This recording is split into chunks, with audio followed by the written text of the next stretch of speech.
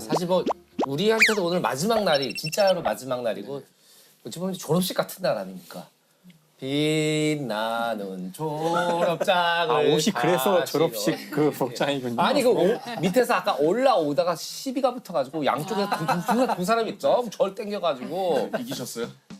이분만 뜯겨나가. 이겼죠. 제가 2개 정도 뜯겼으면 그분들은 어떻게? 그분들은 하이 실종으로 집에 가셨어요. 다 뜯겼지 저한테. 네, 우리 또 시청자분들께 박사님들께 인간에 대해 궁금한 게 뭔지 이제 물어봤어요. 예. 그래서 정말 많은 질문을 해주셨는데 여기에 질문들이 엄청 철학적이에요. 자리가 사람을 만든다라는 말이 사실일까요? 네. 인간은 왜 좋지도 않으면서 좋다고 해야만 할까요? 외로움은 왜 느끼는 걸까요? 우리는 왜 SNS를 끊을 수 없을까요? 인간은 왜 행복하려고 할까요? 이거는 사실 하나하나가 거의 한 회차급의 1년짜리 그러니까요. 질문 모음이네요. 그렇네. 김사옥 교수님 어떤 질문이 제일? 예, 저한테 이 질문지를 보여주면서 작가님이 6번이요, 6번이요, 6번이요.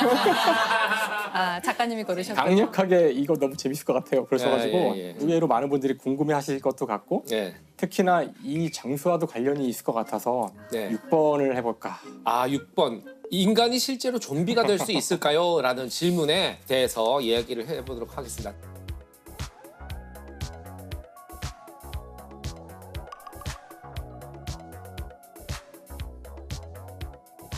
참고로 초대 손님 한 분을 여기서 모셔야 될 것 같아요. 조선 좀비의 어머니, 좀비의 어머니, 좀비의 발명가 네, 김은희 작가님을 제가 보여드리고 한국의 아가사 크리스티 김은희 작가님이십니다. 의자로. 예.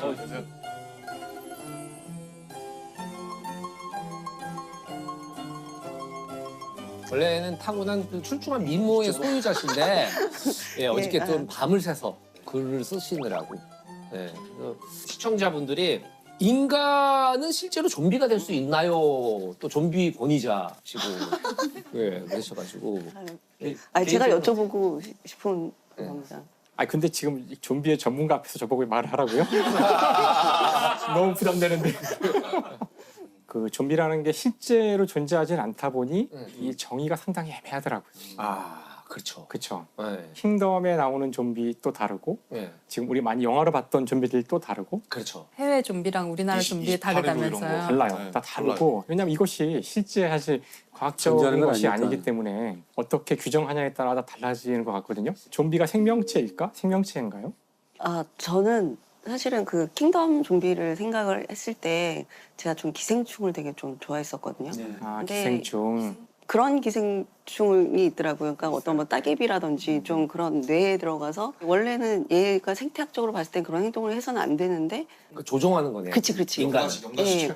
하면은 그 죽지 않은 상태에서 기생충이 조절하고 하는 건 실제 있는 상황이고 그거는 가능한데 생명체. 만약 좀비가 한번 죽었다 살아나는 거라면 일단 현대 과학으로는 설명할 수가 없는데 비가역 반응이라서 다시 살아난 건 죽은 것이 아니죠. 그렇죠. 사실 죽지 않았던 거죠.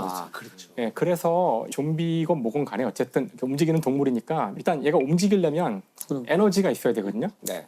일단 물리학자는 무조건 에너지를 찾아요. 에너지 즉 그 원동력이 되는 무언가 있지 않으면 움직일 수조차 없으니까 이 지구상의 동물이 에너지를 얻는 방법은 미토콘드리아에서 ATP를 생산하는 거예요.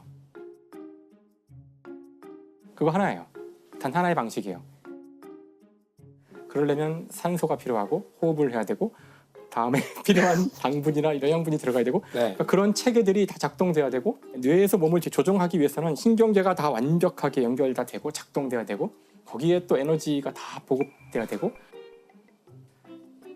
그러니까 사실 좀비는 그 참 힘들어요. 이게 은희야 귀담아 듣지 말자. 이걸 알아듣고 쓸 수가 없다, 야.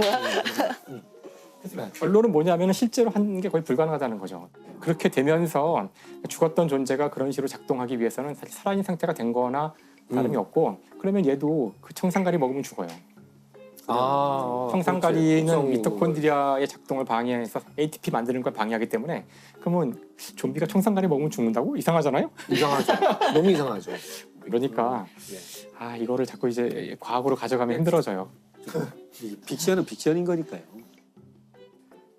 왜 사실 좀비를 주제로 드라마를 하시게 된 건지. 저는 사실 긴장감 있는 것도 되게 좋아하기도 하고 그래서 보긴 봤는데 보다 보니까 약간 슬픈 거예요.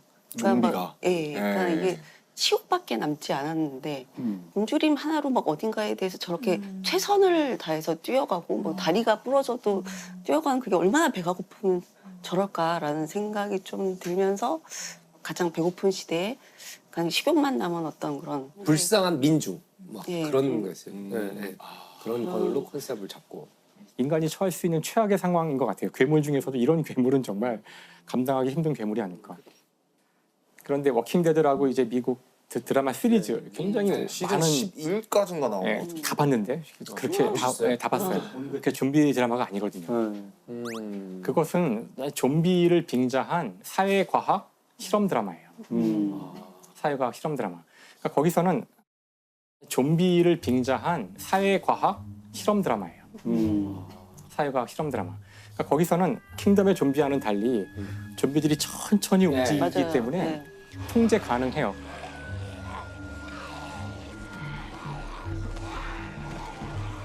그래서 좀비들이 세상을 뒤덮고 있지만 사람들이 여기저기 모여서 사회를 만들어요.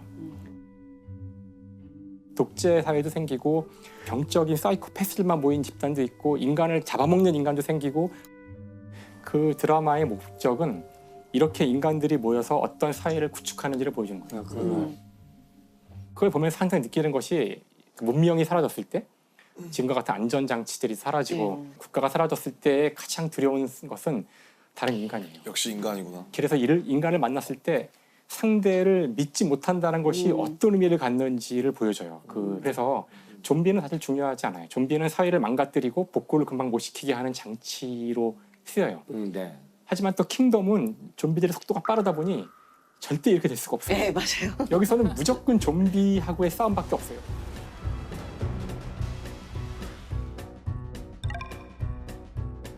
한국은 뭐든 빨리빨리 해야 되니까 좀비가 뛴다. 엄청 빠르다. 그래서 여기는 이렇게 서로 모여서 사회를 이루고 이럴 여유가 없고 나타나면 끝장이야. 그러니까 모든 사회의 문제가 좀비를 척결하는데 집중돼 있고 하지만 그 문제를 앞두고서 인간들이 분열되는 모습들을 그리고 있잖아요. 그래서 이 좀비의 어떤 이 과학적인 상황이 드라마의 큰 틀을 결정하고 정말 재밌다고 저는 생각했었어요. 만약에 진짜 전 지구가 우리 영화에서 보듯이 막 좀비로 막 덮여서 진짜 아주 극소수의 나와 내 친구들 몇 명만 남았다. 그러면은 저는 그냥 빨리 물릴 거예요. 그게 낫지 않을까? 그죠? 전체가 좀비가 되더라도 끝까지 희망을 잃지 말고 계속 뭔가 구하려는 노력을 하라는 게 언제나 메시지잖아요. 그렇죠. 항상. 그래서 이런 캐릭터는 주인공이 안 되죠. 이거 방금 김영하 작가님인 줄 알았어요. 방금 김영하 작가님이었어. 이런 거는 그 소설로는 못 쓰죠. 이렇게 이런. 예. 그럼 저도 시청자로서 하나 질문을 드려도 되나요? 네. 혹시 진짜 귀신이 있다고 생각은 하시는지? 자, 다시 귀신이란 무엇인가?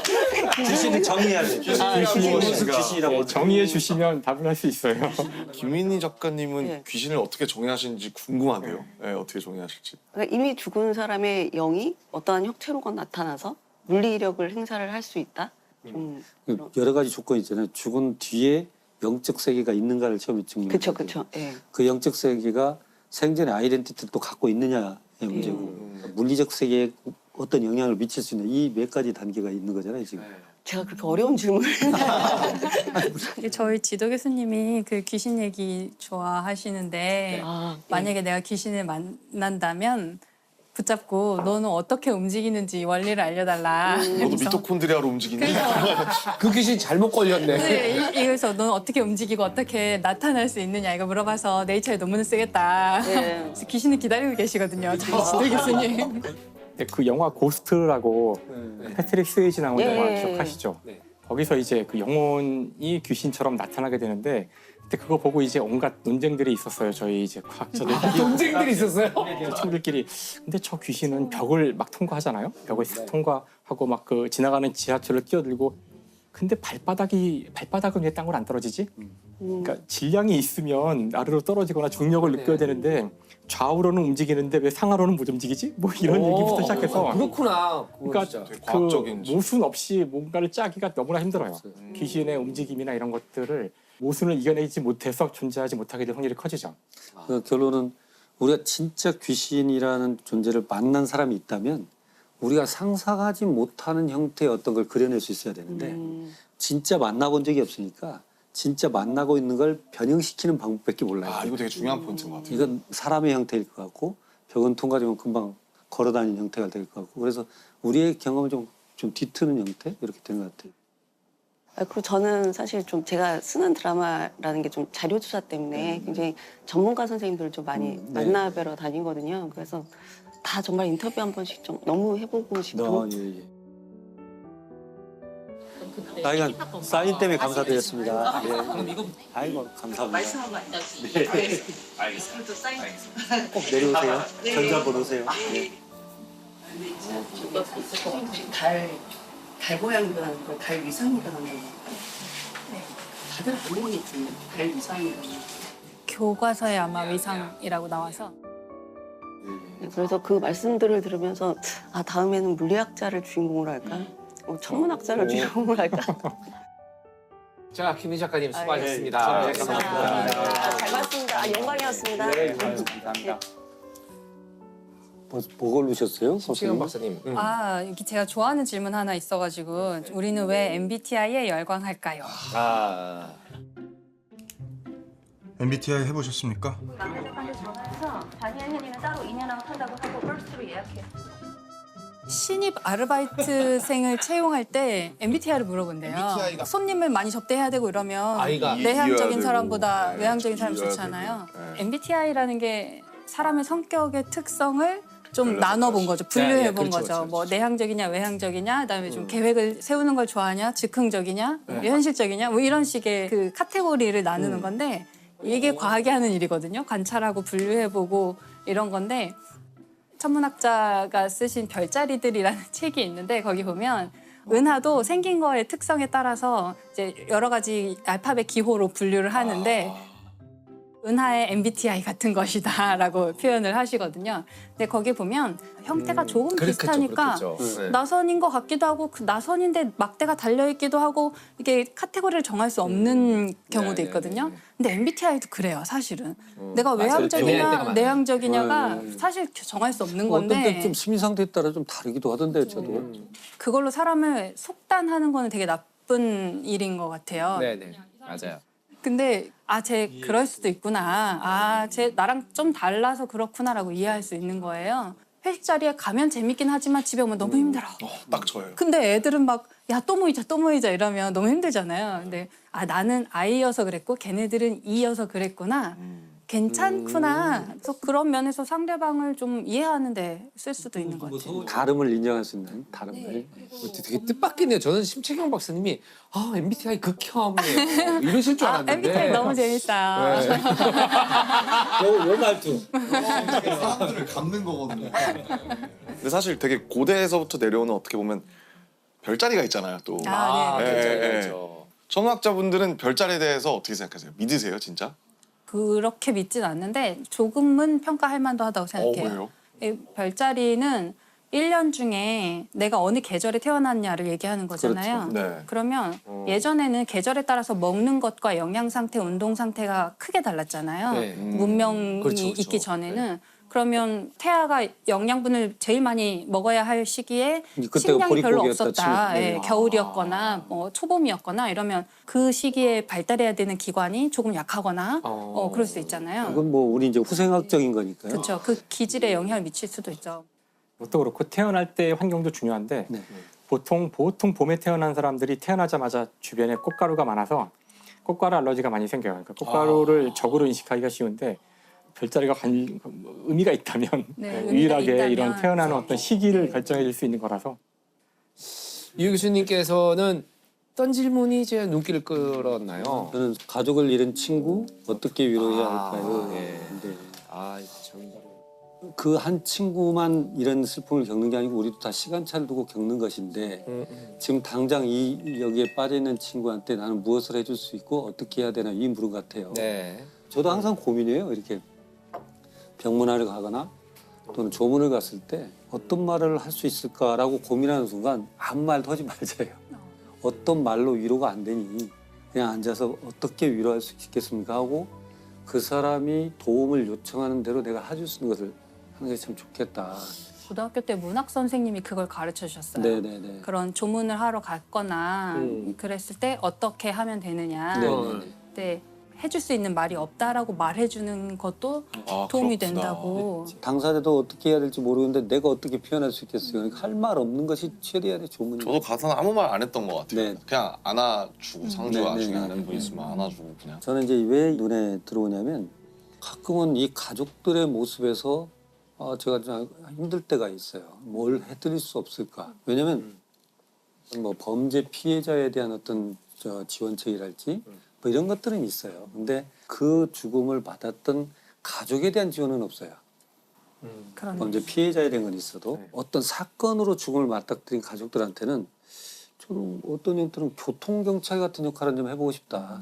어떤 상실의 아픔에서 회복하고 좀 그냥 안전망처럼 오시되 도움이 필요하면 이런 쪽은 이렇게 안내를 해주고 싶고 이런 쪽은 이렇게 안내해주고 이렇게 해주는 애도학을 어떤 식으로 해볼까 이런 생각을 하거든요. 너무 도움이 될 것 같아요. 그걸 생각하게 되신 계기 같은 게 있어요. 이제 실은 저희가 이제 유족은 짧게 만나요. 실은 왜냐면 부검이 끝나고 유족 대기실에서 형사들하고 사건에 대한 얘기를 해주고 이제 가시고 나는데 어느 날 누군가가 노 부부가 저를 찾아오신 거예요. 교수님 좀 독특한 분이신 것 같은데 만나시는 게 어떻겠습니까? 그래서 그럼 또 방으로 안내를 해봤더니 대학을 졸업한 지 얼마 안 되는 젊은 친구가 집에서 이제 자기 스스로 이렇게 극단적 선택을 했는데 그 건이 저희가 보면 확연하게 부검을 하지 않아도 타인이 개입됐다는 근거가 없다는 걸 우리가 알 수 있어요. 전문가들은. 그럼 굳이 부검을 하지 않아도 되면 제가 이제 검안서를 시체 진단서 사망자를 떼어서 주는데 그런 일을 하고 나서 두 분이 그냥 거의 주저앉았던 거죠. 근데 이제 내 아빠는 또 그러면서 이분이 어떻게든 내가 가장으로서 일어나야겠다는 생각으로 막 노력을 하는데 어떻게 설득을 해서 산을 이렇게 다니신 것 같아요. 이게 육체적 활동을 하는 게 참 좋거든요. 그때 이제 얘기하셨던 게 도토리를 줍자. 도토리를 줍자. 그래서 그 도토리를 가지고 원래 해서 그때 우리 그 부검을 안 하게 했던 그분한테 갖다 주냐 목표를 설정하신 거예요. 그래서 그때 오신 것이 와. 그 도토리로 목을 써가지고 이제 갖고 오셔서 저한테 주신 제가 그때 보면서 한 2년 동안을 드디어 이분이 고인을 재배치한 거거든요. 드디어 이제 다 딱 되고 이제 그걸 두 분만 겨우 이겨내신 거거든요. 그러니까 치료라는 큐어의 개념이 아니고 이들과 같이 동반해주는 그 공감하고 이런 어떤 것들은 우리 찾아야 되지 않을까. 그래서 마지막에 손을 댄 건 저니까 저도 의사니까 우리가 법의학을 통해서 이렇게 전문가들 좀 연결해주는 이런 형태로 한번 가져가고 싶다. 이게 이제 제가 갖고 있는 생각이죠. 너무 멋진 생각이신 것 예, 같습니다. 정말 그 애도학이라는 거에서 한 번도 생각해 본 적이 없는데 진짜 필요할 것 같다는 생각이 많이 드네요. 중요한 얘기를 해주신 것 같아요. 네.